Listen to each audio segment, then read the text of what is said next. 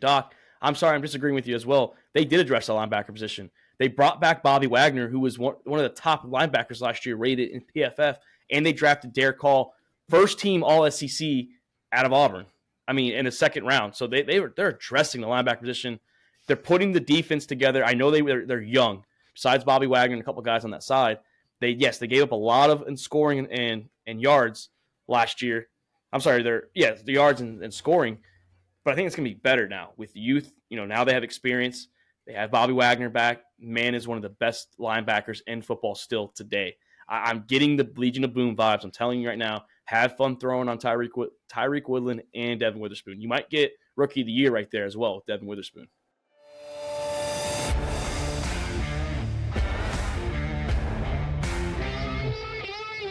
All About the Balls podcast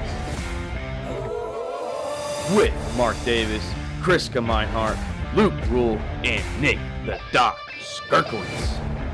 Hello and welcome to this NFC West and Joey Chestnut is a fucking American legend episode of All About the Balls podcast. I'm your host, Mark Davis, joined in the sack house with my three brothers, Chris Meinhardt, Luke Rule, and of course, Nick the Doc Skirkowitz. And boys, coming off a great 4th of July weekend. Chris, how was it for you? It was great. Got to watch Joey Chestnut get his 16th mustard belt, Mark. I mean, that motherfucker threw back 60-something glizzies. It was great to watch. Yeah, he's definitely the glizzy gobbler of America. Luke, we watched that last year together. How was 4th of July for you this weekend? I know your brother and his girlfriend was in town this weekend. Yeah, I mean, it was good. We went out, floated the river, went down to Broadway, got some good drinks, saw some good cover bands. And 4th of July, we went up to Fort Campbell, saw Leonard Skinner and some fireworks. So, I mean, it was a good time. How long did it take Leonard Skinner to play Sweet Home Alabama? Second to last song, Freebird. They finished it off of Freebird. Can't go wrong with that. Pause real quick. Y'all had Leonard Skinner up there? Yeah, we did. We had fucking Vanilla Ice at Fort Hood. Nah. It's fitting. We had fucking Vanilla Ice. I should have made that trip to Tennessee, man. That's what I should have done. Yeah. Leonard Skinner's a legend. It was a good time. I'm kind of shocked you're even here to talk about it. Damn that! Being down at the Hood, I'm honestly surprised you're here. Hey, move on. And Doc, how was your 4th of July weekend, brother? Oh, dude, great. Took the kiddo out to see the fireworks. Started 45 minutes earlier than they advertised, so that was dope. Me and Cody went into the 7-Eleven across the street. Momentarily came out, and like the finale was fucking over. It was awesome. Missed the entire show. We got to watch it driving up to it. But you beat Shout out traffic. to Mount Holly on that one. Yeah, you beat traffic, though. Oh, no. No, traffic was fucking out there. The shit just started way earlier than it was supposed to, and, here we are. Love a good holiday weekend, because especially 4th of July, because the entire fucking country gets patriotic and everybody wants to, serve their country. So my phone didn't shut the fuck up all weekend. That was dope. Yeah, it was a good weekend, though, boys. I went golfing twice. Went to the softball field, so I was definitely in the sun. Got burnt, got cooked. Nothing wrong with that. But, hey, also went to the bar. Yeah, I got crispy. Went to the bar Monday night, and that killed my 4th of July. I was out to like 2 a.m. I was like, nah, sorry, Doc. Couldn't get on COD. I decided to go out instead last minute. A little about to fall asleep and just went out. So, but hey. Sorry, we picked up dubs without you. It's all good. Me and Chris are running a 6 out of 7 nights COD streak. So we've been on fire out there at the old Vondel Island, whatever you want to call it, out there in Sweden. But NFC West, boys, we are 64 days away from the NFL season. And based on this calendar I have, we are 51 days from the college football season. We are literally there. We are down the stretch. We're less than 2 months from some competitive football. Preseason also starts in a little over a month. I know it's preseason, but hey, it's good to see some football back from the NFL and college. But I start with Chris, the Arizona Cardinals. God, they have a new coach with Jonathan Gannon, the former Eagles defensive coordinator. Kyler Murray's out 2 to 3 months to start the season. They did stock up a lot of draft picks going into next year's draft. Are they headed that way? Are they going to be the first pick when it's all said and done heading in 2024's NFL draft? I mean, they're definitely one of the hot teams right now to have that first pick. Like you mentioned, they did tremendous with their trade in this draft. They traded back to number 12th overall and acquiring the 33rd pick, and then they moved back up to get Johnson, which they were getting Johnson anyways for that with that number 6 pick. So they picked up a next year first round. I mean, this team's definitely up there to get the first pick of next year's draft. Yeah, I definitely agree. I'm pretty sure Luke and Doc are going to side on us with that one. I mean, I know we mentioned teams going 0-17, and I think this is legitimately the one team that can do it. I mean, I think they're going to win a game somewhere just because I don't like to say teams go winless, but it sure looks like that. I think even with Kyler Murray back, when he does get back, it's going to be a clown show. They lost a lot on defense. They lost DeAndre Hopkins. I'm not a big Kyler Murray fan as it is. This offense isn't that good. I mean, Seattle and definitely the San Francisco 49ers are the kings of this division at the moment. They're the teams that are balling. We'll see what the Rams do. We'll talk about them in a few minutes, but I don't know. I mean, the Arizona Cardinals, they're just a mess. I mean, and that's how I feel. There's nothing good about them, honestly. They paid Kyler Murray, a guy that doesn't know how to study the playbook, apparently plays more Call of Duty than anybody. So I'm just not sold on the Arizona Cardinals this year or any other year in the next couple of seasons. Yeah, I mean, Yeah, Mark, for like you me, said, I mean, Mark, like you said, they did very little to upgrade their roster this year. Free agency, they let their top 2 free agents go with Zach Allen and that cornerback Murphy Jr. D-Hop left. Baker, I mean, not Baker, but fucking Buda Baker. He might be leaving. I mean, he came out today, said he's coming to off-season workout, not off-season workouts, but like mini camp. But he's wanting a new contract. They barely did anything to try to make this team competable, except for get some draft picks for next year. Yeah, this is definitely be a rebuild year for them. I think they maybe 2 wins if they're lucky, and still they're probably the favorite for the number 1 draft pick overall. I mean, yeah, they were 4-13 last year, Doc. I mean, that's pretty bad. They were literally the third tier if you look at like the NFL in thirds of all categories, offense, defense, you name it. The Arizona Cardinals were there, and 4 wins with Kyler Murray most of the year. Imagine what they're going to do without him, like most of the year this year. It's going to be a clown show, I think. Sorry, Jonathan Gannon. I think you're going to struggle, my friend. Yeah, I mean, Cliff Kingsbury was kind of the scapegoat on that whole operation out there, and I think a lot of people are failing to realize that Cliff is not the problem in Arizona. Kyler Murray is the problem. Prima donna, just worried about way more than anything going on the football field, coupled with, the lack of moves on the roster like we talked about. I definitely have him as pretty much a guarantee to be in the top 3 picks, but I've kind of got him on a toss-up between them and the Texans. I also want to put the Raiders up there. I think the Raiders might even finish a little bit better than the Cardinals this year, but yeah, no doubt. I mean, in no particular order, no doubt it's going to be the Cardinals, the Texans, and the Raiders going top 3. Yeah, so it looks like it's good. No, you go, Chris. I'll real quick. The sad thing about it too, Doc, like you were talking about Kyler Murray, is that he has the talent. He does. And this is giving me like Johnny Money situation here. Because Manziel also had the talent. He was just put in a shitty franchise. Didn't work out. And off the field problems. Yeah. I mean, one was partying and drinking, and one was playing video games. So I mean, 2 different things, but both off the field. I mean, yeah, because even on the field, I mean, I'd say that Arizona has put the pieces up there for Kyler to be successful, and he's distracted. He's distracted every step of the way. He's whining, crying about something, bitching about another thing. There's always a different excuse. And, at the end of the season, it was Cliff. And don't get me wrong. I mean, Cliff was not the right coach. I mean, we saw that, in his brief playoff appearance that he had, but that was still on Kyler Murray too, though. No, 100%. That's what I'm saying. It's everybody's looking at it like Cliff definitely mismanaged shit, but it was not ultimately Cliff's problem. I mean, the end of the day, the reality is Kyler Murray. Anybody has the talent. You know what I'm saying? Jay Cutler had the talent. There's only so much coach can do. It's got to come down to execution, and there's so many question marks still in his ability to read the game, execute. The IQ is there, the ceiling is there, but he's just the dude is jumping on a toddler trampoline. You know what I'm saying? Trying to get to that ceiling. That's what's going on. I mean, they were 11-0, I think, in 2021 to start the season, and they lost their last, I believe, 5 games. Finished 11-5. Shit the bed. Yeah, got shitted on in the playoffs. I believe that was against the Rams. Yeah, because that was the Rams Super Bowl year. So that was the year the Rams beat them in the NFC wild card round on that first, flex Monday night game, whatever it was. And they were just shit last year. I mean, rightfully so. And I hate to say it, Luke, they're over under.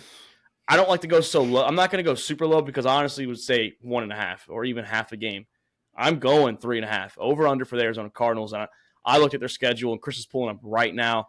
I maybe see a couple wins at the end of the season when Kyler gets back, when it's all said and done, when teams maybe have nothing to play for. But, I mean, the end of the schedule is still pretty tough. Your last month in December, Pittsburgh, San Francisco, Chicago, Philly, Seattle. I believe all those teams in December are going to be playing for a playoff spot. So I really have under. I think maybe 1 or 2 wins, but I literally think the Arizona Cardinals can go 0-17, and it wouldn't shock me to see a third team go win this. This is a tough schedule. I got to be honest. Without Kyler opening up against Washington, New York is an improved team, Dallas, San Francisco, Cincinnati. I mean, just top to bottom. And then you got the Bears late where you're looking, even me as a Bears fan, I'm looking like, all right, they might be able to edge that one out. But you're talking Justin Fields getting into his prime. The team's coming together under a new rule in the coaching. The scheme finally working. That's where I'm looking, Justin Fields going to come in late. So I'm not even sure I'm giving that game. They might be number one. I might be looking at that Houston game, and that's it. Maybe Atlanta. Yeah, Houston game. Maybe Atlanta. I was looking at Atlanta too, and Washington would be like maybe for a third win first week in Washington. Colt Coy is still a solid backup quarterback, so he can get things done. But that wide receiver core, they don't have anybody in the wide receiver core. I don't trust Hollywood Brown as their number one wide receiver. You saw what he did with the Ravens. He fucking drops like half the balls that gets owed to him. Anyways, First off, they're not beating Atlanta. And that's not being biased. I think Atlanta's a lot more talented than Arizona. I think our defense has been a lot more. Yeah, I don't think I don't think we're going to Arizona with. But I'm not at a point where I'm ready to call an Atlanta for sure win team yet. Yeah. Because I said, even with Chicago, I'm kind of up in the air on. And I want to say Chicago's going to come together at the end of the season, and that's kind of like my wild card where they might eke one out. But that's why I think I'm going over under. I'll lead it off here. I'm going 4. I'm going to go over with the 4.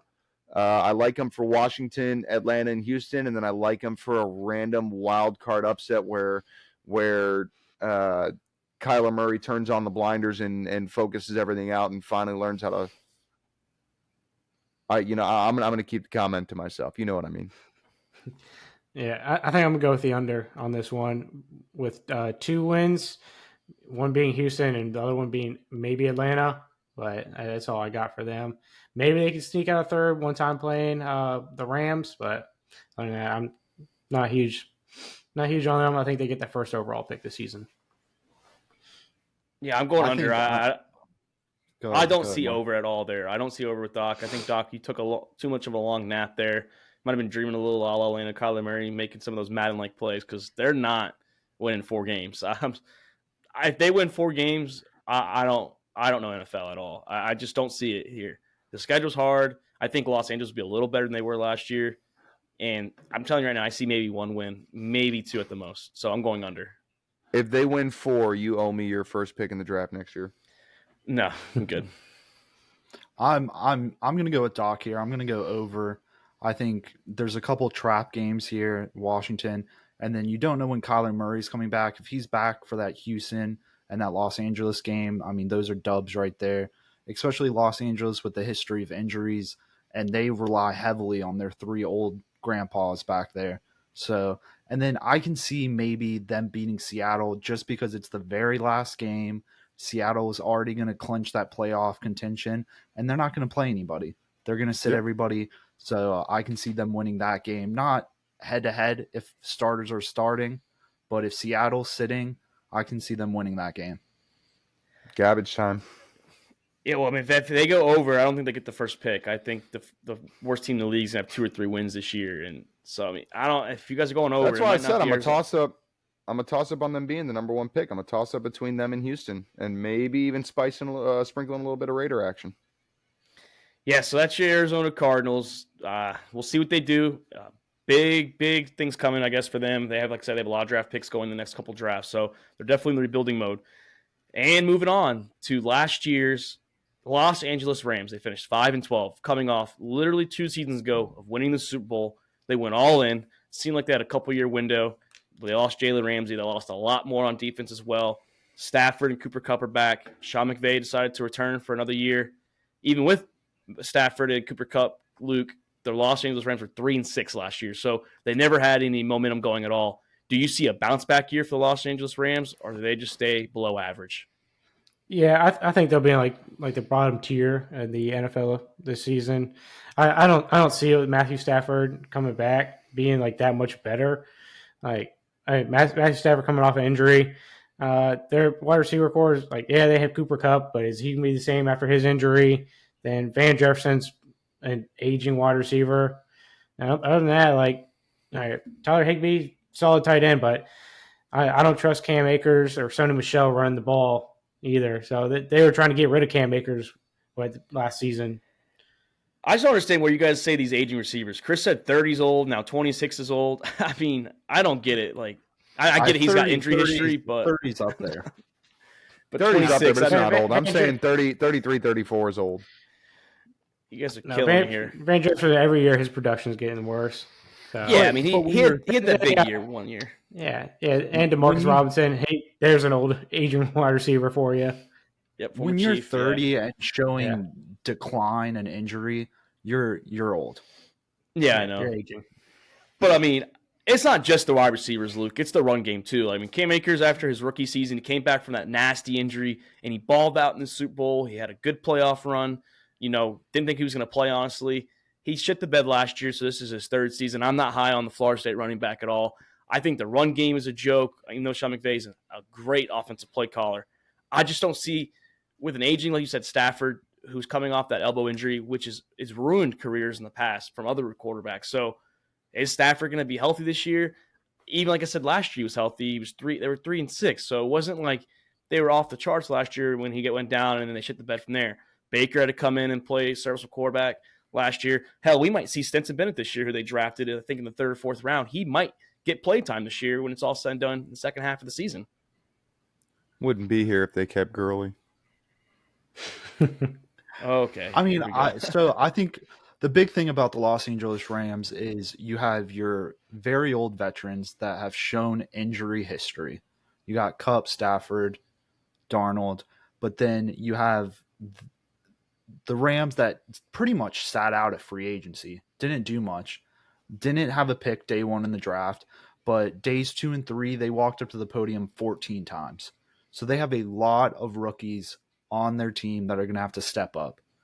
So the Rams are going to have to hopefully not get injured, and hopefully these rookies step up. I think they got one of the... Go ahead. No, so that's been the problem with the Rams since McVay's been there. They have never had to have rookies step up because they give draft picks away. I think they've only had 1 first-round draft pick, and I believe it was his first time making a pick. If I could be wrong on that. He might have not made any, but I know he hasn't made any since his 2nd season in the league. So they've never had to have rookies step up. Oh, that many rookies. They might have had a 2nd, 3rd round here, play good, but not on this kind of level where it's been all young players. That's what it seems like. It's a youth team now. It's not superstar team where they get Jalen Ramsey and they tried Bobby Wagner last year. He's gone after 1 year. So it's all youth. And I don't know how McVay is going to do with that. Yeah, the Rams are going to be an interesting team to watch. And then on to their rushing game, like you said. I mean, it's a contract year for Cam Akers. And when it's a contract year for these running backs, that's when they step up. So I would not be surprised. Exactly. I mean, me and Mark talked about this running back paid a little offline, but I mean, I would not expect Cam Akers to have a bad year. I mean, Doc, he's your former Florida State running back. I mean, I know Jones, he likes to still defend him and all that, but I'm just not high on Cam Akers. I don't think he's good. I think he had a good playoffs, like I said, his rookie season when he came back from injury, but I don't know. I don't think he does anything to help this offense at all, where it's literally the Cooper Kupp and Matthew Stafford show. I'm gonna be honest. I'm looking for an improvement year from Cam Akers. The contract year is a big deal. Guys definitely played different in their contract year. I don't think he's a top tier. I don't think he's going to elevate this team to any particular level. But I am looking for an improvement from him this year. And quite frankly, as far as stepping up and helping this offense, I'm going to go on a limb here. It's going to be my hot take for this episode. I mean, I could help that offense. You know what I'm saying? I mean, that's how bad the situation is in Los Angeles right now. I don't think it takes much, and it could very well take a guy like Cam Akers to step up, open up the passing game for Stafford to help him connect with Cooper and other options downfield. But a lot's got to come together here. The defense was kind of depleted through the offseason, lost a lot of big pieces, and there's so much missing. This is such an incomplete team right now. I don't know if I put them below the Cardinals, obviously, but I definitely have them a few strings short. Yeah, it's just very shocked. They had that window. I mean, they've been good most of Sean McVay's tenure. They went to the Super Bowl against the Patriots. They just won it, like I said, 2 seasons ago, and now it seems like the window literally shut. The whole window, it went from being wide open because they built that free agency and they traded through all these teams. And they got superstars, but it just shut. And that's why I have their over-under at 6.5. I mean, it's so bad. I think this is going to probably be one of the worst teams that Sean McVay's coached for Los Angeles. And it's just sad to say because now Aaron Donald, who came back and was expecting, a bigger window, he might be gone after this year. I mean, I know he's teased it. People keep saying he's going to be gone. Hell, Sean McVay might be gone after this year. He might up and leave and go to broadcasting. So my over-under is 6.5, and I'm going to go under. I think I'm looking at a 5 or 6 win team out of the Los Angeles Rams. I don't see much there. Like I said, maybe they'll win a couple trap games, but I'm just not high on the Rams this year. I don't think Stafford's going to come back and ball out. I think he's had a pretty decent career, finally got a Super Bowl, but I'm going under 5 or 6 wins. Yeah, I'm right there with you. I think 5 or 6 is a real good number. I'm going under as well. I don't think it's going to be anything crazy below it, but I look at the schedule they got going right now. Indianapolis, obviously, I think can be a win. They might even sneak out Pittsburgh, and possibly even Green Bay, and then I think a sweep of Arizona. Yeah, I'm over here sitting at the under 2. Maybe 4 wins. I don't see 4 wins. Probably max 5 wins for them. Probably going to be Baltimore, too. Everybody's beating Baltimore this year. That's for sure. Yeah, sure they are. I actually saw something over the weekend, Luke, for you. I wanted to send it to the group chat, and I didn't. But somebody made their hot take of the standings and had Baltimore going 17-0 this year, and I was like, this guy will get a kick out of that. I think that's a good take right there. Colin Cowherd did that a couple years ago. Speaking of your boy, he said the Ravens, I think it was the year after the Super Bowl or the year after the MVP year. I think he had them going 17 or 16-0, 17-0. It was one of those years. What did they finish after that year? Well, it was I'd have to look at 2020. It wasn't 17. I mean, it just goes to fucking speak to Colin Cowherd's reliability there. The guy's just a fucking moron. Not even. I know I talk a lot of shit about the Ravens, but to sit here and say the Ravens were going to go 17-0. I mean, good defense, always historically a good defensive team, but to still not have any weapons aside from Lamar Jackson. This is probably their best offensive weapon season, in my opinion. If they got a healthy Andrews, but we won't dive into this isn't the Baltimore Ravens division. But I just wanted to take the opportunity, like I do every episode, to say fuck Colin Cowherd. You're an idiot. Yeah, Chris, you were about to speak on your over under as well. I mean, we're all under, so I mean, are you going to follow the 3 of us, or are you taking that over? Yeah, no. Division winners. I mean, like I said, this season all depends on if Kupp and Stafford can stay healthy. Other than that, they really don't have anybody except rookies, and we don't know about them. I have them under at I'm going to agree with you, Mark, 5 or 6 wins. Yeah, so I guess right now I think the most boring part of the division is finally done. I know we were saying off air after our last episode, we were not excited for the NFC West. I think with Arizona and Los Angeles, it just weighs them down so heavily. But now we're getting to the guts of the NFC West, and now that's the Seattle Seahawks, a team last year who we literally thought would win only maybe 2 games after they traded Russell Wilson and had to pick between Drew Lock and Geno Smith. Geno got that nod, finally got a good chance to start. They did go 9-8, and they got their ass kicked in the NFC wild card against the 49ers 41-23. And that's the question. Does this offense, Doc, make that jump even further, cut the turnovers down, because they had a lot of turnovers in the second half of the season. That's one of the biggest problems they had was turnovers. And does Geno Smith live up to his expectations and maybe even surpass those expectations now that we have for him? Do the Seahawks make that big jump on offense especially? Yeah, I definitely think so. I mean, Geno, I thought, did a fantastic job given his history in the NFL, and kind of, and a lot of that was him put in just kind of shitty situations, not really be given a true opportunity. And I think finally pairing him up with receivers, and don't get me wrong, a lot of his success is built off the receiving core in Seattle, but good for him. Good for him. He had weapons. He made it work. Not everybody can step into a receiving core and still make it happen. You know what I'm saying? So good on him for being able to do that. I think he definitely shows improvement. I think that the turnover is where they dialed down this year and really focus in the offseason and cut those numbers down.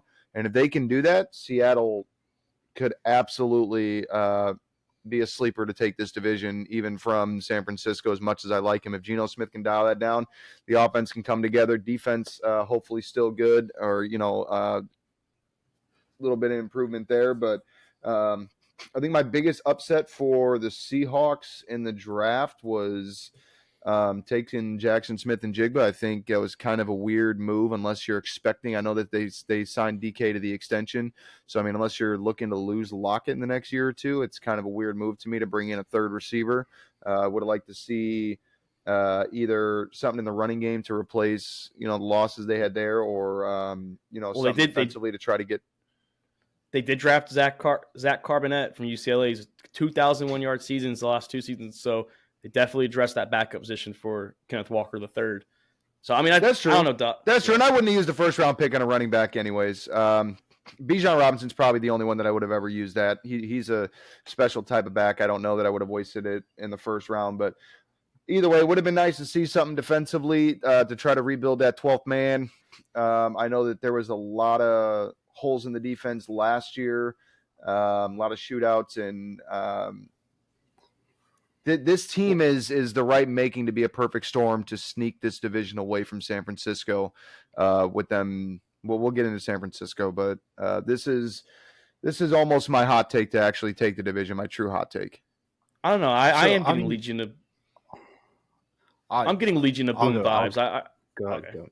No, I'm just going to say I'm getting Legion of Boom vibes. They did draft Devin Witherspoon with their first pick.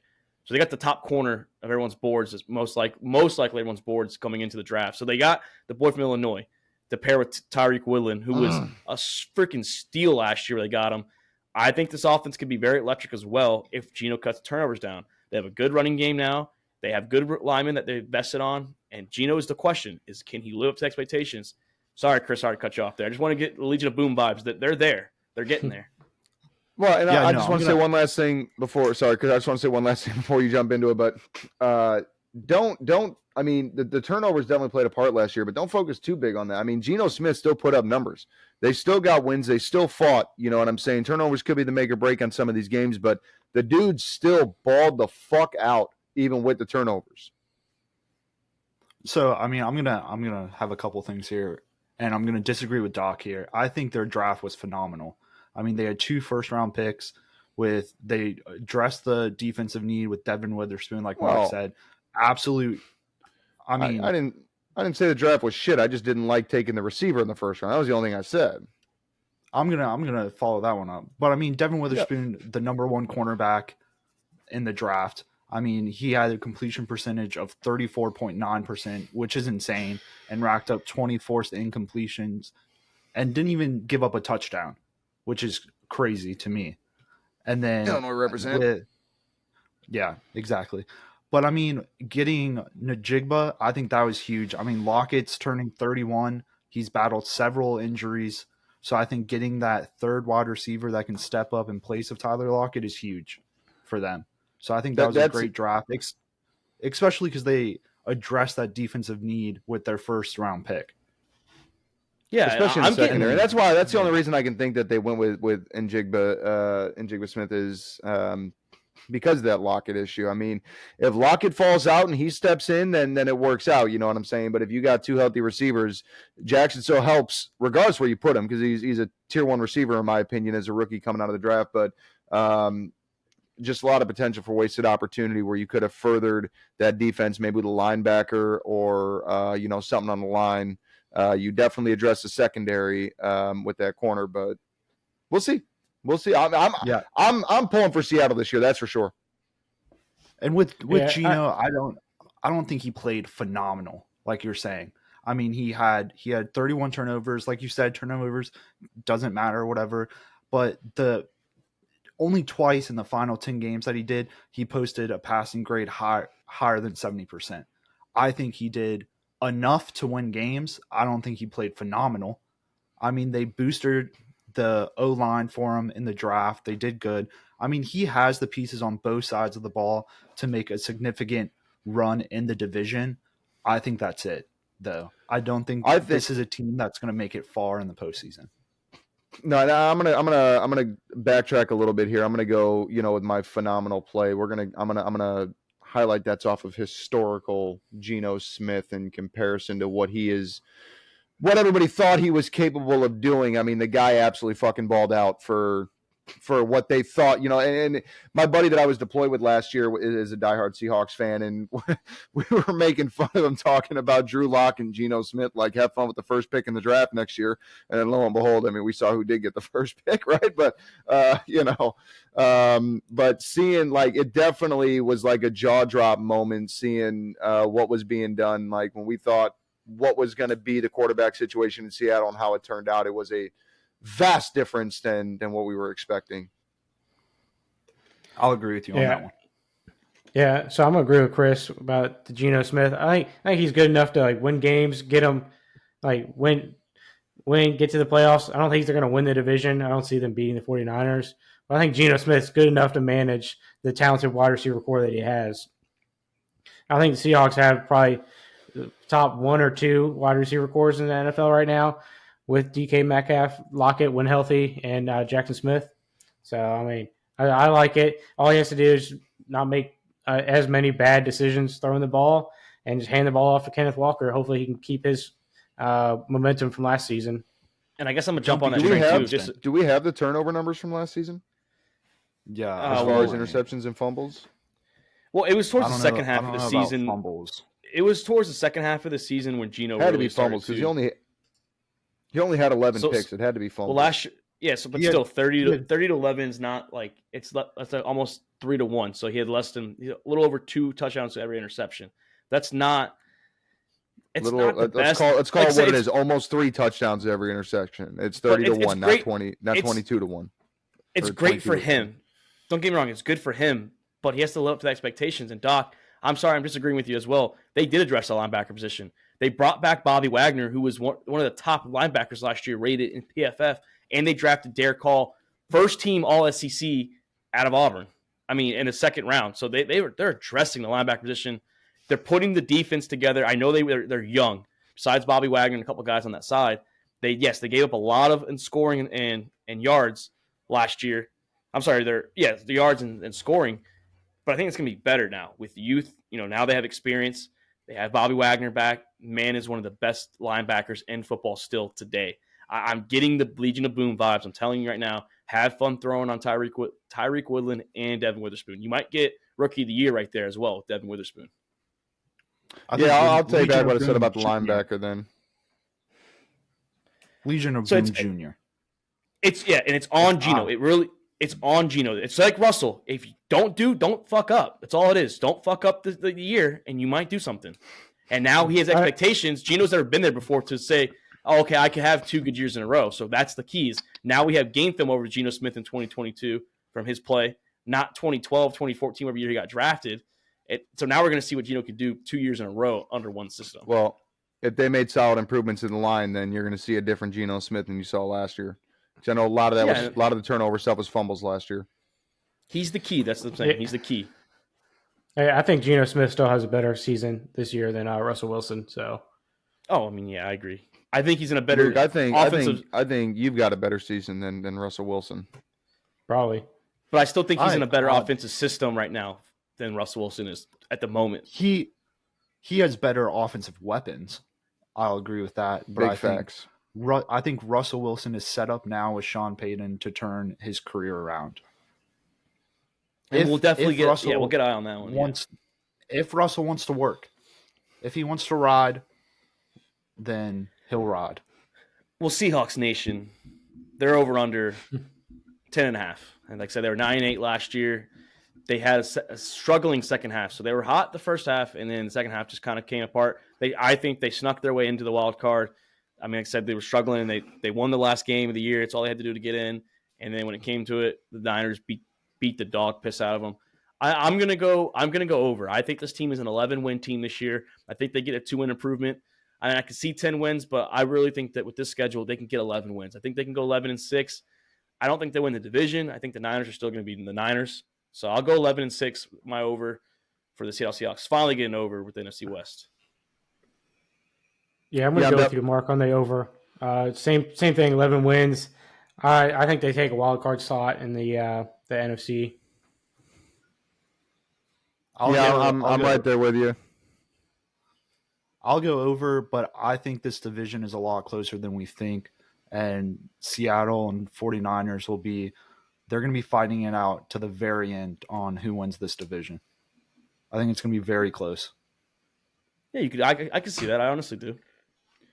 I'm right there with you. I wouldn't be surprised if Seattle wins the division. I wouldn't either. I think shot. that there's still a lot of uncertainty in San Francisco's quarterback situation, and we've seen a little bit from both guys, but there's been some injury issues with Trey Lance. There's been other issues. I think there's still a lot of question marks where it matters in San Francisco. But looking at Seattle, I mean, if I'm definitely taking the over here 10.5. I think we're talking. I mean, just looking at it at face value is 11, and I'm telling you, if San Francisco runs into another quarterback injury situation this year, I think it could be a very, very, very disappointing season for San Francisco. That's going to cause a fire within the organization, and I think that Seattle has the potential to go up to probably 13 wins if everything works out in their favor this year. Damn. Well, you mentioned the Niners, Doc, and that's the next team on the docket. The team that went 13-4 last year. They literally ran the table until they ran into that, like you said, a quarterback situation, the NFC Championship game. Got demolished by the Eagles. We don't know what would have happened if the guy that Luke likes to say, Big Cock Brock, would have stayed healthy. And that's the thing is John Lynch has already said that if healthy, this is Brock Purdy's team. So the question now is, do you trade Trey Lance? Because right now he's listed as third on the depth chart behind Sam Darnold. So now do you trade Lance? Obviously, if you put that behind Brock Purdy, so Brock Purdy has no distractions at all. The question is this a redemption year, Chris? Like I said, they had that correct problem last year. I mean, I do think it's a redemption year. I think it's a Super Bowl or bust year for the San Francisco 49ers with Mr. Irrelevant from the 2021 NFL draft. I'm sorry, 2022 NFL draft, Brock Purdy. Yeah, I mean, it's hard right now to say because Brock Purdy we don't know how his injury is, how he's throwing. I know he's throwing now. He's working with some throwing coaches, but is he going to be fully healthy to start the season? I think they might try to roll out with Trey Lance. I mean, they drafted him. They haven't really got to see what he can do. I mean, he's been injured every year. You got to give him one more chance. I think they roll with Trey Lance just because we don't know how efficient Brock Purdy's going to be to start the year. Well, I guess we're going to have to find out because right now the reports are out of the camp is that the Niners have Sam Darnold listed as number 2. So, I mean, is Trey Lance really going to have a chance, or is if Brock Purdy hurt, are they going to roll with Sam Darnold, the former Jet and Carolina Panther? I'm not going to read too much. I'm not going to read too much into the depth chart right now until maybe the 4th game of preseason. I mean, we don't know anybody's fully healthy. We don't know if Sam Darnold can get the offense going. We don't know any of these questions. I'm not going to read too much in the depth chart about Trey Lance being 3rd. Yeah. Looking at the numbers for for Brock Purdy, I mean 5-0 is great. That sounds great at face value. I mean, completion percentage 67 is right up there with the NFL average. I mean, not anything to knock, but not anything to write home about. Touchdowns, interceptions, sure, but the big one for me is the yards per game, 152. I don't think that we've seen Brock Purdy at its full, and that's why I think that's why I said that the quarterback situation is the biggest question mark in San Francisco right now, because you've got one guy that you haven't really seen to be able to make a decision on and know that this is your guy for the future. All right, this is similar to Colin Kaepernick coming in and taking what did he go, like 14-2 is one season or something. His style sizzled out.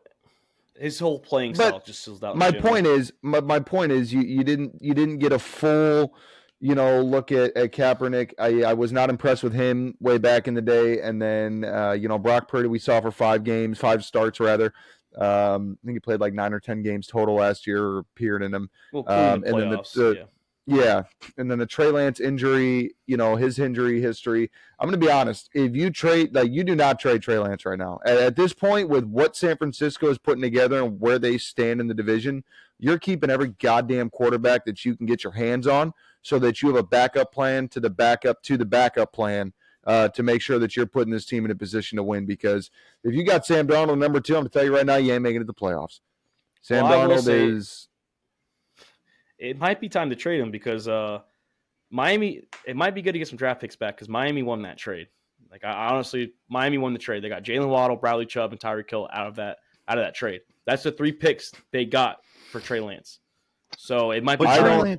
Yeah, but you're not ready to trade Trey Lance until you know what Brock Purdy is health-wise, what he can do full-time on the field, truly taking command of this team. And he definitely had the training wheels on last season, obviously, as a rookie. There's so many question marks surrounding him still, in my opinion. Again, 150 yards a game, that's telling me that the run game won it, and that's telling me that the defense won it. It ain't telling me your quarterback did shit. You know what I'm saying? The real question though, Luke, and you guys, what happens if Sam Darnold gets a chance? I mean, we like to shit on because of the Jets and Panthers, and you guys like to say, well, Baker didn't have all that shit around him. Sam Darnold came from 2 shit organizations, literally. What happens if he has now a good scheme in San Francisco, who seems like anybody can run that offense? With those weapons and that defense, why does Sam Darnold gets a chance and balls out and goes like 12-5? You have to get rid of Trey Lance then. Then trade Trey Lance. Yeah, but I'm saying you don't have – my problem is right now you don't have a direction with the quarterback. But every week the depth chart is changing. But he might not even get the chance if Sam Darnold or Brock Purdy plays. Then you're just wasting him at the 3rd string spot, and he's never going to play. And then his trade stock is going to go down, and you literally gave up everything for him, and you get nothing back. What trade stock does he have right now? What do you think you're going to get on the return for Trey Lance? You can get 3rd rounders for him. Minnesota would probably get a 3rd rounder for him right now if they're actually looking for a quarterback behind Kirk Cousins. But if you don't play him this year and he sits another year, now goes from 3rd to 5th, maybe 6th round draft picks. You're not going to get nothing. And if you get that for Trey Lance at any point in his career right now, but with his injury history, you're counting yourself. Well, I'm going to be honest. I don't think you're getting anything higher than a 6th or a 7th for Trey Lance right now. I don't. We've seen a lot better go for a 7th round in the NFL. A lot better. It's not worth it for the 49ers to even try to trade him for what they've already given up for him. I think he's going to get an opportunity in the preseason to show what he's got if he's can play with this offense. I think any quarterback that's competent can run this offense and win games. That's all he has to do is just not turn the ball over and complete some passes and nothing hard. They don't have to be the star quarterback of the NFL to win with this team. This team, besides the quarterback position, is stacked on both sides of the ball.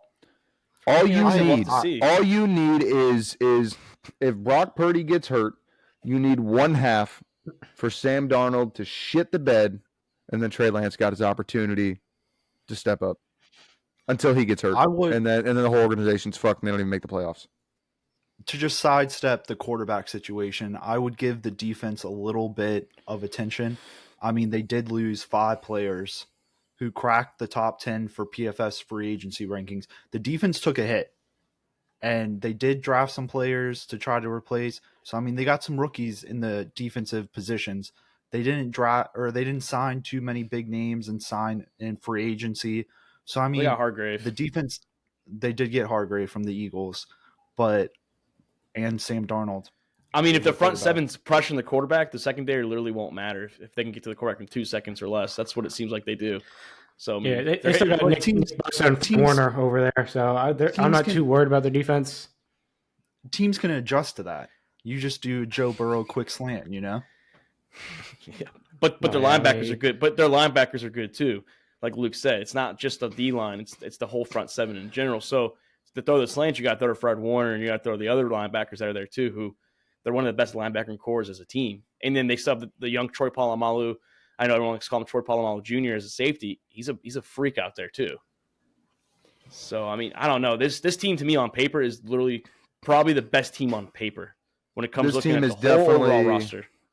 Yeah, this team is definitely up there as one of the top teams on paper, and they have been, you know, in the last decade. They've matched that as well in other seasons, but this is definitely a Super Bowl or bust team. I think the moves that they're making, short of the quarterback, I think all the moves that they're making are to be a win now team. Getting McCaffrey last year, just everything that they're doing is in a mode to win right now. I think that they know this is their best opportunity. If they could just get a real quarterback that could stay healthy, or, you know, and it might even be Brock Purdy still. We need to see more of him, but you know, I definitely think they're in a win now mode. Yeah, and I think that win now mode is they're over under 13.5. Like I said, they were 13-4 last year. Yeah, they had a couple games in the beginning of the year when they were going through that quarterback situation with Jimmy G. They lost Trey Lance, and then Brock Purdy finally came in the last 5 games regular season. And I was looking at this, and I honestly, I think they can go 14-3. I really like the over on this one. I think there's a couple games on there that you might see. You know, you have the Bengals. You never know what Dallas is going to do. I think at Seattle on Thanksgiving is going to be a tough one, and at Philly for sure. But I don't know. I'm looking at like a 14-3 season with this team right now, and I like the Niners in the regular season for sure. I'm taking them under on the 13.5. I think I'm just under. I think I'm going 12-13. Again, a lot of things are factors in play here with the quarterback situation, with the health, everything else. Big losses that I'm looking at right off the rip. I mean, like you said, Dallas is. I mean, it depends on which Dak Prescott shows up. You know what I'm saying? Minnesota might even be a. You know, a trap game. That's prime That's a time. prime Yeah, time. Yeah, never mind. That's a dub. That's a dub for them. Yeah, but Kirk Cousins is gonna Cincinnati, be eaten obviously, alive. I like Seattle for one of them. Philly, Yeah, I think Thanksgiving Day, and Baltimore might even come through. Baltimore late, when the receivers and everything that they invested into that offense like comes together. Baltimore late might be a team to watch out for. Doc, that's Christmas Day. Here's that Hey, ball shit. prime time. Ball shit. Yeah, Lamar's not going to play that game, so it's late in the year. Oh, that's right. No, that's Yeah. too late in the year. Yeah, no, you're right. Snoop Huntley. against- Snoop Huntley. They might So shit. Snoop- They might be over. Hey, Snoop Huntley wins games still. Also loses games too. Wins some games. It's a Pro Bowl quarterback. Yeah, as a I gotta seventh start looking at these alternate. dates and times of these games, man. That was 2 on that one that are obvious I mean, it's wins for right. this team because of who they're playing and when. Hey, I'm pretty sure Derek It's Carr right in made front of the you. Pro Bowl last year too, if I'm not mistaken. Who? Yeah, Pro Bowl He I think did. quarterback. Derek did. Carr did too. He did. He played Well, pretty Pro well. Bowl's that just goes to show what the Pro Bowl really means. Yeah. So I yeah. mean, So all what the you thinking? quarterbacks said no to play. Think- Yeah, literally all fucking playoff quarterbacks are like, nah, I'm good. And he was like, yeah, all right, I'll do it. We ain't going. I'll play. What you think, Guys, I'll over, take under? the bullet here, okay? I'll step up. I'll play so you guys don't have to, all right? I'll be that guy. Yeah, I'm going to agree with Doc. I'm going to take the under. Probably with 12, maybe 13 wins. I think the question mark at the quarterback position, they're going to probably find themselves in a couple shootout games, and they're not going to be able to win with the quarterback play. Yeah, they're going to need a guy late to get the ball downfield, Yeah. and it won't. I mean, the Yeah, run I game. think it is happened to gonna him a couple times. be- underestimate the run game out there too with Christian McCaffrey. Oh, no, I'm solid on the run game. I ain't questioning that. I ain't No, questioning I just think Chris they don't have McCaffrey somebody ain't going to win the finishing game. I don't. What you thinking, Chris? I'm going under as well, 12 or 13. The quarterback situation there. The O-line has some questions for me, and I really do think that the defense takes a little bit of a regression from last year. So like I said with Seattle, I think it's going to be very close, and it's going to be at the very end of the year on who wins this division between Seattle and the Niners. I'm Yeah, gonna go ahead and make. I think I said it earlier, but just in case I didn't, I'm gonna make my official hot take, maybe for the entire league, and I'm saying Seattle's winning this division. Guess we'll have to find out when it's all said and done in January. I think it's going to come down to the Niners, like you said, the Niners and Seahawks, and that's your NFC West. And then when we record Monday, we'll have the AFC South. So we have two divisions left, the AFC and the NFC South. So we'll talk a little Jaguars, Colts, Texans, and Titans. Probably the youngest, when we'll mention when Levis plays, the youngest starting quarterback depth or room in the whole division between all four. I mean, Trevor Lawrence is going to be your most experienced quarterback once Will Levis gets that opportunity. So an interesting division for the future that we look ahead to. That is a scary thought. Yeah, it's definitely. I was thinking about that literally when the draft happened, when CJ and AR went, and then Will Levis got drafted in the second round. So we'll talk about them the next episode. But Chris sent us sent me, and I think I might have forwarded it in our chat. But the NFL blaming, because they got a lot of heat for the Super Bowl field that is grass that they the way they do Arizona, they put the grass in, it's natural grass, they water it and all that out in the sun, and then they put it back in, I think the day before, whatever.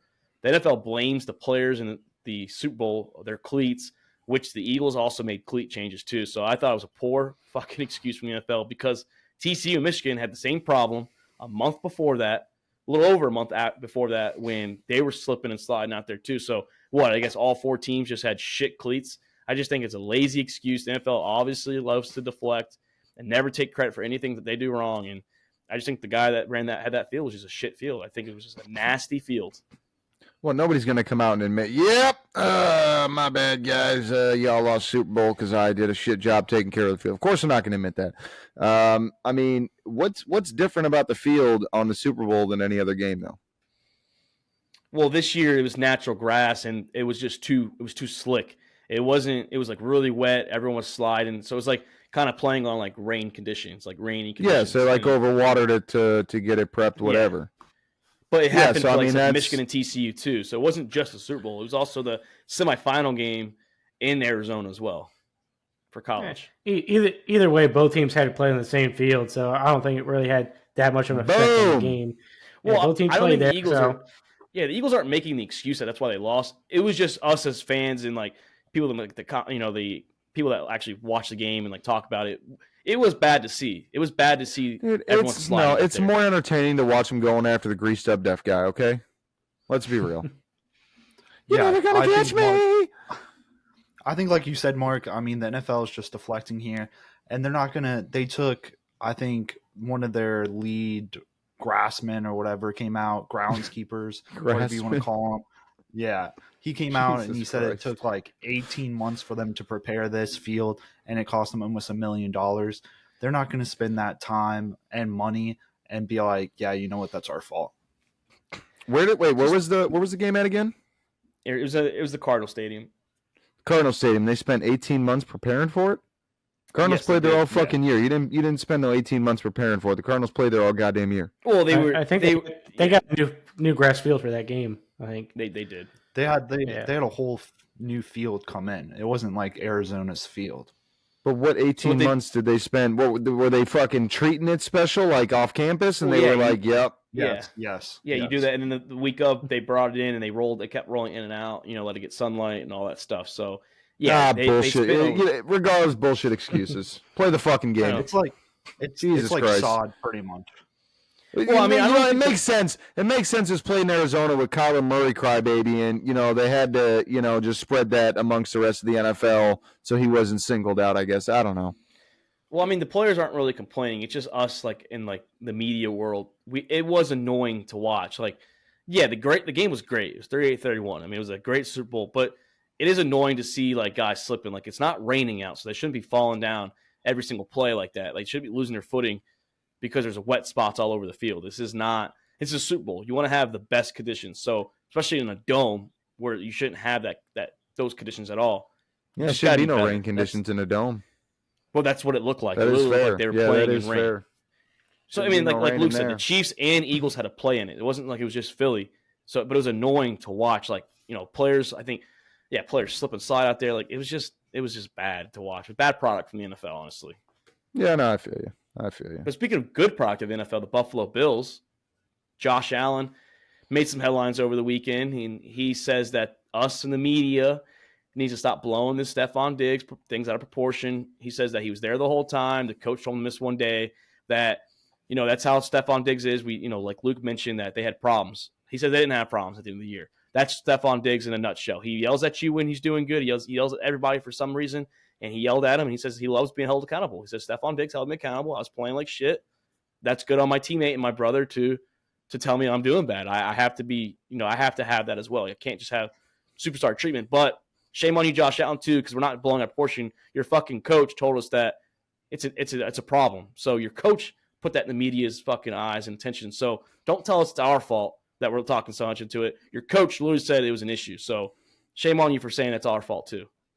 Well, and yeah. On top of that, I mean, if he's yelling at you for doing good, at some point, he's no longer yelling at you for doing good. He's yelling at you because he's unhappy about something. You know what I'm saying? So don't sit here and say, oh, that's who he is. He yells you when you do good, and he yells you when you fucks up. Like, when is there harmony? You know what I'm saying? I don't think this is the media blowing out of proportion. I mean, they came out and said everything that was going on. They were narrating the whole goddamn story. We saw the issues last season and the targets and everything else. Like, if it's a matter of he yells you when you're doing good and yells you when you're doing bad, it's something that you keep in house. Once it reaches the media kind of thing is where it's kind of gotten beyond where they say you're blowing it out of proportion. No, we're beyond that. When it gets out to this level of mediocrity and scrutiny and everything else, we're beyond that level of, oh, he was just upset about one little thing. No, the dude is genuinely unhappy in Buffalo, and this is a PR stunt to save face. And all the problem is, all it's doing is putting a Band-Aid over the situation and trying to mask it that it's something that it's not. And then when the season comes through, it's just going to fucking explode. It's going to implode, and we're going to see the Titans sub 2.0 in Buffalo. Oh, too soon? Yeah, when your coach comes on press conference and says it's worrisome that Diggs isn't there yet, that's not the media blowing anything out of proportion. That is saying that there's some locker room trouble between them. And for him to clear out his locker, I get that you're mad losing in the playoffs, but to clear out your locker and leave and then not talk, that's an issue. Yeah, why didn't you have him in the pressers? If everybody was so fucking hunky-dory, family-loving, fucking your cousin, why didn't they have the pressers to show all that? You know what I'm saying? Yeah, if somebody didn't want the media to talk about it, he shouldn't have said that he's very concerned to the media in the first place. That's what I'm saying. If he did, and if he said it, at least say it in a jokingly manner, like sarcastic way or something like that, so we can understand what you're trying to say. Because he literally did not sound like he was sarcastic in any way whatsoever. No, this is how I saw the shit right here.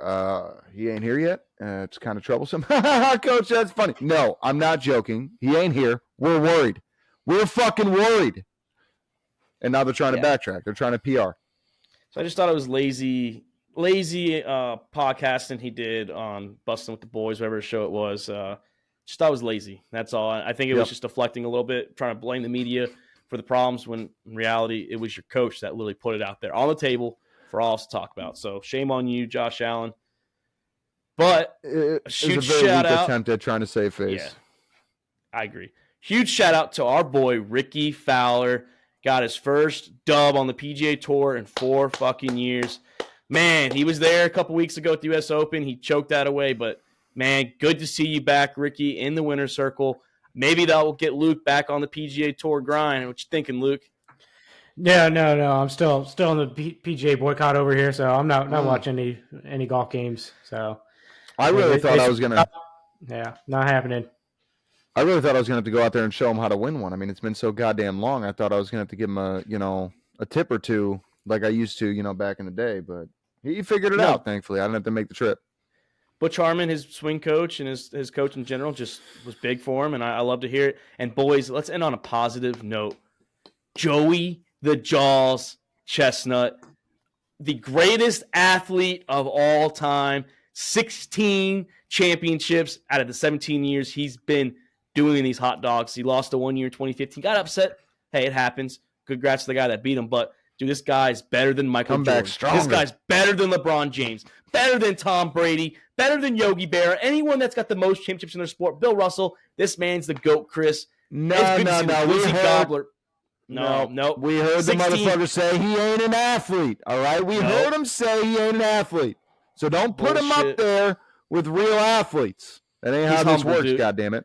He's humble, Chris. 55 records, too, from the man. What a fucking legend. Man's unbelievable. I just want to see what his bathroom looks like. But, I mean, to win 16 champions in anything is insane. Hopefully he beats his 76 hot dogs. I couldn't even imagine eating 76 hot dogs in 10 minutes. I couldn't imagine doing that in a fucking year. Yeah, exactly. Yeah, and I want to go back and hide. What was that fucker's name that said he wasn't an athlete? Oh, yeah, I was going to say, Robin? fuck you, Robin Lundberg, you motherfucker, dude. Don't sit here and tell me this not. You go eat 62 hot dogs in 10 minutes. Tell me all the calories you're burning and all that shit. That's a fucking And warrior tell me- right there. Tell me Joey Chestnut ain't fucking breathing harder than any basketball player on the court, any football player throwing down 60, 70 hot dogs. Tell me he ain't fucking breathing harder. His body ain't working harder than all those athletes out there. Because I promise you his heart is pumping trying to save his life and keep him out of cardiac arrest, okay? But Yeah, tell me another athlete that would come out after the game or whatever you want to say gets canceled, and he's like, you know what, motherfuckers, we're coming out here and doing this. Yeah, I'm he getting told Mother this Nature. right. Yeah, he told Mother Nature to go fuck off, is what he told. He said, ESPN, we're Yeah. doing this. Yeah. And tell what's me he doing to another athlete. celebrate? What's he doing to celebrate? A fucking wing contest? Come Yeah, on. 2 weeks. Come on, dude. Come on. Ain't no football player putting in the work that he puts in on those Glizzies, and he's ready to go in 2 weeks, dude. Them motherfuckers need a bye week. They Not need to even just buy hot months. dogs. Luke, not even just hot dogs. This man drank, he drank, was it 12 pints, I said, before the show in 72 seconds. That's 16 Nope. 12 ounces. So, like, Nope, my guts what are a- on the table, dude. yeah, what a legend. Yeah. Yeah, I mean, he has to be an athlete. He has to do training to get like that. It's not like he just woke up one day and eat a shitload of fucking food at one time. It takes training. It Yeah. takes work. Like, it takes preparation. It's kind of like going into a fight almost. These guys, like, or it's like, hey, you're, a week out. You got to fucking start depleting or stretching your stomach out or whatever they have to Yeah. do. They have to train for this. It's not like they just wake up and go to fucking eating a shitload of food. It's No, competitive. His last few days, I believe he doesn't eat anything at all either. He keeps his stomach ready Yeah. to go. No, like you a fighter. fucking nailed it. You fucking It's like nailed it. fighter Got to get the God. training, just like a fight. Got to do the training. Got to go through the motions. Get the routine down. Got to throw maybe a chair or two at the bus. And scare some people Yeah. on the bus, and get arrested. people And turn hyped. yourself in later. But draw up the publicity. But no, it's all 100%. 100%. Also puts a protester last year in a chokehold. Said he would have got 5 more down if that didn't happen. It did waste some of his time. So the man's a hero. And let's appreciate Joey Chestnut while we got him. Like he said, he's getting older. He's slowing down a little bit. He teases the competition, lets him play a little in there for 2 minutes. They're like, oh, this guy's with Joey. And then after the 2-minute mark, Joey's fucking taking off. So, And then Joey, we shits on their appreciate fucking you. chest. Joey, we appreciate you in the Sack House, dude. So you're an American legend. We love you. You're up there with Chris Kyle, my friend. I honestly say it. We You're on the fucking- Chris Kyle. That's okay. No, he is. Maybe, He's maybe Chris. not quite Chris Kyle. Chris, Yeah. please tell me that. But we love you. But we do love you. Different levels, My man. God, yeah. Different My levels. God, you're gonna He's put- with them. Nah, he's God with damn them, it. man. I'm sorry. He's with them, man. That's my American hero right there. He's over here tackling protesters, eating nothing but American hot dogs. Dude, the man's a hero. He really is. He gives us people in the actual, outside over here, just normal guys a chance. I'm not disagreeing with you. I would maybe choose your categories a little more wisely on who you put him with. No, he's right there. I'm not saying he is Chris Kyle, but he's on that. He's getting on that level. No. He's a legend. So he's the best. He gives me it's the most entertaining 10 minutes on my 4th of July every year. So it's awesome to watch. Better than the fucking I'm a 6 little- minutes of fireworks I saw when they started that shit 45 minutes early. But boys, glad to have you back. Glad to see all your limbs and all that are here after the fireworks. Glad to see you guys aren't throwing up on the show. I know me and Chris didn't do much drinking over the weekend, but I know you and Doc did. So good thing we're all here. We're all healthy, ready to go. Yep. I know. Got all my digits, baby. Let's go. Exactly. Hey, next episode though, it's gonna be a little bit. It's like I said, it's still vacation time. Someone's taking a little vacation time on the office, so we will be covering the AFC South and just cover anything that we missed from here to Monday. So just get ready, take some notes over the weekend. That is Luke Rule. That is Chris Gemeinhart. That is Nick the Doc Skirkwins. I'm also Mark Davis. This is All At The Balls podcast. And remember, Joey Chestnut, you're an American hero. We love you, brother. We are out. Thank you for checking out another episode of All About the Balls podcast. We want to thank all of our listeners and supporters of the Sack House. You can listen to the show on Spotify, Apple Podcasts, and YouTube. And don't forget to subscribe and give us a follow on Twitter and Instagram at the Sack House.